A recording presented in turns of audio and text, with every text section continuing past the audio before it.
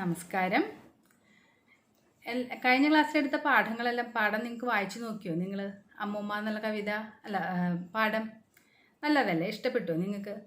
ഞാൻ കുറച്ചല്ലേ എടുത്തിട്ടുണ്ടായിരുന്നുള്ളൂ എന്ന്. ഇനി നമുക്കതിൻ്റെ ബാക്കി ഭാഗം നമുക്ക് എക്സ്പ്ലെയിൻ ചെയ്ത് തരാം മാം. ശ്രദ്ധിച്ച് കേൾക്കണം. അപ്പോൾ ദിയ സ്കൂൾ വിട്ട് വന്നു കഴിഞ്ഞാൽ എന്തൊക്കെ ചെയ്യുക? ആദ്യം ആഹാരം കഴിക്കും. അത് കഴിഞ്ഞാൽ കുറച്ച് നേരം ഫ്രണ്ട്സിൻ്റെ കൂടെ പോയി കളിക്കും. എല്ലാം കളിയൊക്കെ കഴിഞ്ഞ് വന്നാൽ അമ്മൂമ്മയുടെ അടുത്ത് വന്നിരുന്ന് കുറേ വർത്തമാനമൊക്കെ പറയും. അങ്ങനെ സമയം കുറേ കഴിഞ്ഞ് സന്ധ്യയായി കഴിഞ്ഞാൽ അമ്മ വന്ന് കുളിപ്പിക്കും. ദിയേനെ ആഹാരം കഴിപ്പിക്കും.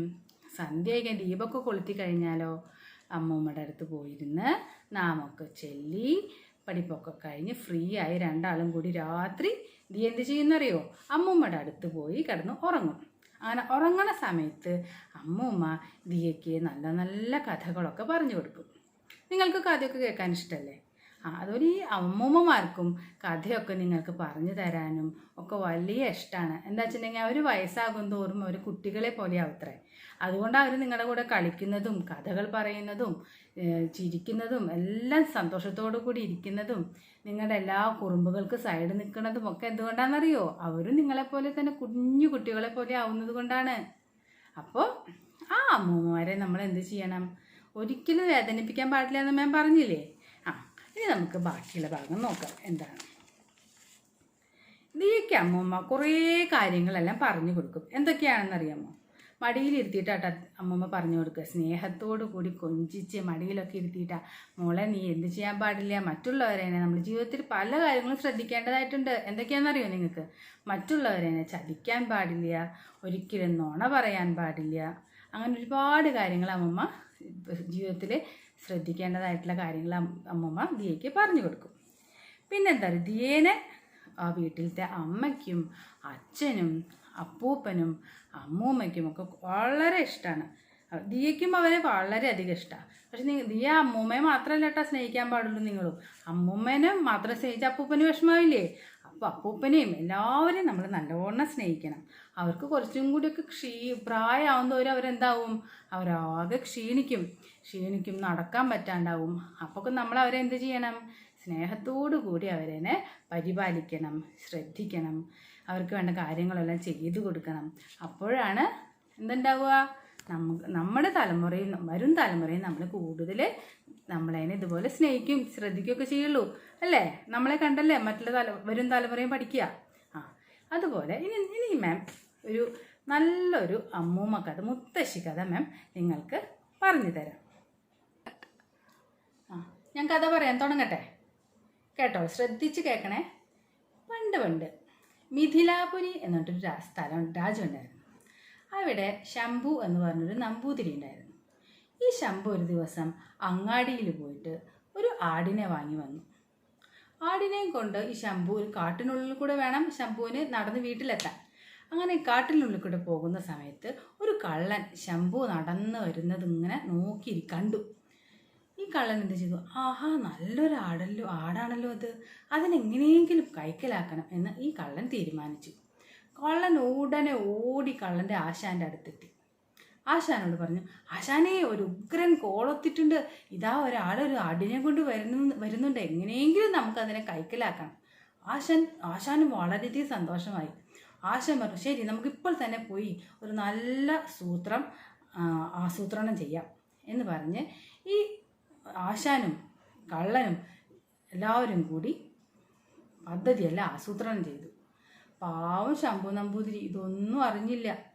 ശംഭു ഇതൊന്നും അറിയാതെ ആടിനെയും കൊണ്ട് ഇങ്ങനെ നടന്നു വരുന്ന സമയത്ത് ഒരാൾ ശംഭുവിൻ്റെ അടുത്തേക്ക് വന്നു. അല്ല നമ്പൂതിരി എന്താ നായയും കൊണ്ട് എങ്ങോട്ടാ പോകുന്നത്? നമ്പൂതിരിയുടെ കയ്യിൽ എവിടുന്നാ വരുന്നത് എന്നെല്ലാം നമ്പൂതിരിയോട് ചോദിച്ചു. ശംഭു പറഞ്ഞു, ഹേ മനുഷ്യ, നിങ്ങൾക്ക് കണ്ണ് കാണില്ലേ? ഇത് പട്ടിയൊന്നുമല്ല, ഇത് നല്ലൊരു ആട്. ഞാനിപ്പോൾ അങ്ങാടിയിൽ നിന്ന് പോയി വാങ്ങി വന്നേ ഉള്ളൂ. ആടോ? എനിക്ക് തോന്നുന്നില്ല ഇത് ആടാണെന്ന് എന്ന് പറഞ്ഞ് അയാൾ കടന്നുപോയി. ശംഭു ഇതൊന്നും ശ്രദ്ധിക്കാതെ വീണ്ടും നടത്തം തുടർന്നു. അങ്ങനെ കുറച്ചു ദൂരം എത്തിയപ്പോൾ രണ്ടാമത്തെ കള്ളൻ ശംഭുവിൻ്റെ അടുത്തേക്ക് ചെന്ന് ചോദിച്ചു, അല്ല നമ്പൂരി, പട്ടിയെ കൊണ്ട് എങ്ങോട്ടാണ്? വീട്ടിൽ കാവൽ നിർത്താനാണോ? ശിവ, ഇത് പട്ടിയോ? ഇത് നോക്കൂ, നല്ല ഒന്നാന്തര ആടാണ്, ഞാനിപ്പോൾ വാങ്ങി വന്നേ ഉള്ളൂ, നല്ല ആട് എന്ന് പറഞ്ഞ് കളിയാക്കി ചിരിച്ചുകൊണ്ട് രണ്ടാമത്തെ കള്ളനും നടന്നുപോയി. അങ്ങനെ ശംഭുവിനാകെ ആശയക്കുഴപ്പമായി. ഇതെന്താ എല്ലാവരും ഇങ്ങനെ പറയുന്നത്, ഇത് ആട് തന്നെയല്ലേ എന്നൊരു സംശയം ശംഭുവിനും വന്നു. അങ്ങനെ കുറച്ച് ദൂരം ശംഭു നടന്നു. അപ്പോഴതാ മൂന്നാമത്തെ കള്ളൻ വരുന്നു. ഈ കള്ളനും ശംഭുവിനോട് അതേ ചോദ്യം ചോദിച്ചു. എന്താ നമ്പൂതിരി, പട്ടിയും കൊണ്ട് എങ്ങോട്ടാ പോകുന്നത്? ശംഭുവിനാകെ വിഷമമായി. ശംഭു ദുഃഖിച്ചിരിപ്പായി. ദൈവമേ, എനിക്ക് അബദ്ധം പറ്റിയതാണോ, ഇത് ആടല്ലേ എന്നുള്ള സംശയം ശംഭുവിനും വളരെയധികം വന്നു. ശംഭു ആകെ ചിന്താകുഴപ്പത്തിലായി, വിഷമമായി, ശംഭുവിനെ ആലോചിച്ച് ഇരിപ്പായി. അങ്ങനെ ശംഭു എന്ത് ചെയ്തു, ഈ ആടിനെ കാട്ടിൽ ഉപേക്ഷിച്ച് പോകാൻ തീരുമാനിച്ചു. അങ്ങനെ ഇരിക്കുന്ന സമയത്ത് ശംഭുവിൻ്റെ സുഹൃത്ത് വന്നു. ശംഭുവിൻ്റെ അല്ല ശംഭു, അങ്ങാടിയിൽ നിന്ന് ഒരു ആടിനൊക്കെ വാങ്ങുന്നത് കണ്ടല്ലോ, എവിടെ പോയി ആട്, അതിനെ സൂപ്പ് വെച്ച് കുടിച്ചോ എന്ന് കളിയാക്കിക്കൊണ്ട് ചോദിച്ചു. അപ്പോൾ ശംഭു പറഞ്ഞു, ദൈവമേ, എനിക്ക് അബദ്ധം പറ്റിയല്ലോ എന്ന് ശംഭുവിന് അപ്പോഴാണ് മനസ്സിലായത്. ആ ഉപേക്ഷിച്ചു പോയ ആടിനെയും കൊണ്ട് കള്ളന്മാർ കടന്നു കളയുകയും ചെയ്തു. അങ്ങനെ ശംഭുവിനെ ഇത്രയും വില കൊടുത്ത് വാങ്ങിയ ആടിനെ നഷ്ടപ്പെട്ടു. ഇതാണ് കഥ. ഇതിൽ നിന്ന് നിങ്ങൾക്ക് എന്താണ് മനസ്സിലായത്? ഒരു ഗുണപാഠമുണ്ട് ഈ കഥയിൽ. എന്താ നിങ്ങൾക്ക് അറിയാമോ? മറ്റുള്ളവരുടെ വാക്കു കേട്ട് എടുത്തു ചാടി ഒന്നും പ്രവർത്തിക്കരുത്. നിങ്ങൾക്ക് ഈ കഥയെല്ലാം ഇഷ്ടപ്പെട്ടു എന്ന് ഞാൻ വിശ്വസിക്കട്ടെ. ഇനി നമ്മുടെ ക്ലാസ് അവസാനിക്കുന്നതിനുള്ള സമയമായി. ഇതിനോട് കൂടി തന്നിട്ടുള്ള നോട്ട്സ് എല്ലാം വളരെ ശ്രദ്ധയോടുകൂടി നിങ്ങൾ എഴുതിയെടുക്കണം. അതിന് ശേഷം തന്നിരിക്കുന്ന ടെസ്റ്റ് പേപ്പർ എഴുതാനും ശ്രമിക്കണം. അന്നാന്ന് തരുന്ന ലെസൺസ് ശരിക്കും എഴുതിയെടുത്ത് പഠിക്കണം, അല്ലെങ്കിൽ നിങ്ങൾക്ക് വളരെയധികം ബുദ്ധിമുട്ടുണ്ടാവും. ഓക്കെ, നന്ദി, നമസ്കാരം.